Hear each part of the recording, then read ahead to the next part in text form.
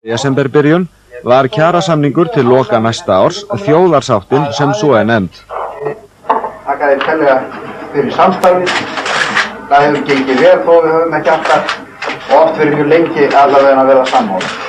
Þakka þér Ásmundur. Ég tek undir þessu orð og ég vil nú segja það að mér hefur tekið tíma hjá mér að átta mig á svona hvernig þetta gerist, en þegar upp staðið þá segjum við bara að það árangurinn sem skiptir máli og ég held að við stöndum þétt saman í þessu málinu. Við verðum að standa mjög þétt saman ef þetta á fram að ganga. Á hádegi skrifuðu svo fulltrúar BSRB og ríkisins undir sambærilegan samning eftir átök og umræður nóttina. Það eru þarna handfastar tryggingar í þessum samningi, auk þess sem að það er búið svo hnútana með ýmsum hætti að markmið samningarna standist, grundvöllur þeirra.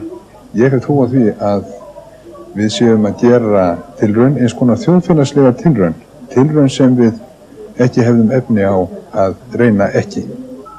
En það voru aðri samningar í gildi þegar þjóðarsáttin var gerð. Álversstarfsmenn boðuðu verkfall og vildu fá meira en þjóðarsáttin gerði ráð fyrir.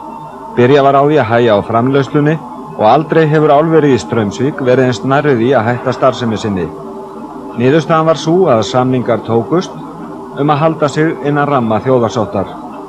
Langtímasamningur BHMR sem gerður var eftir 6 vikna verkfall í maí 1989 átti eftir að setja svip sinn á kjarabaráttu ársins. VFSI hafði varað við þessum samningi og ríkisstjórn fullvissaði aðila vinnumarkaðarins að hann hefði engin áhrif á þjóðarsáttina. 12. júní frestaði ríkisstjórnin launakerfisbreytingu BHMR sem átti að koma til framkvæmda 1. júlí. Það er mat ríkisstjórnarinnar að ef þessar breytingar komi til framkvæmdar nú þegar, þá muni það valda þeirri röskun að það muni koma í veg fyrir þann árangur sem við erum að sjá í efnahagslífinu í dag. Allir þessi ráðherrar sem þarna voru mættir tóku þátt í að gera þennan samning og eru þar að leiðandi pólitískt ábyrgir fyrir honum. Við treystum þessum mönnum og voru þessum ekki með neinn viðbúnað, en nú það ljóst að við verum að setja okkar lið í gang.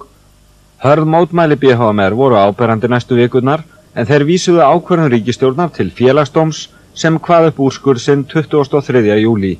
Ef aðrir fá þessa hækkun strax, að þá er önnur grein í BHMR samningnum sem segir að þá eigi BHMR að fá þá hækkun. Þannig að fyrst fengi BHMR 4,5%, síðan fengi aðri 4,5%, þá fengi BHMR aftur 4,5% og þannig koll að kolli og við værum komin í 70–80% verðbólgu strax í haust.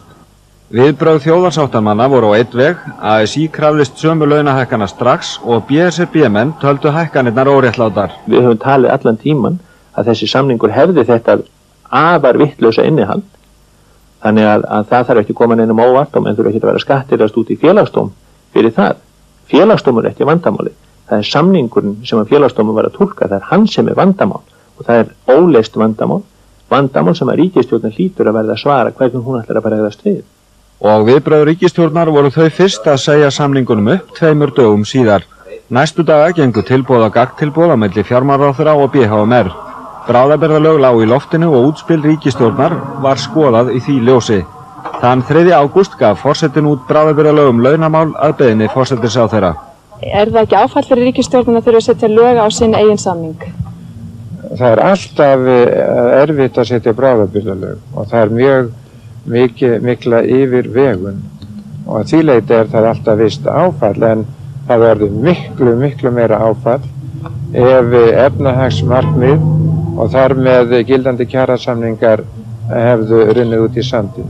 Við vildum ekki takmarka samningsrétt þeirra sem eru með lausa samninga og það er ekki gert í þessum bráðabirgðalögum. Ég líti á þetta sem umferðarslys, pólitískt slys, að til þess að skuli hafa þurft að koma.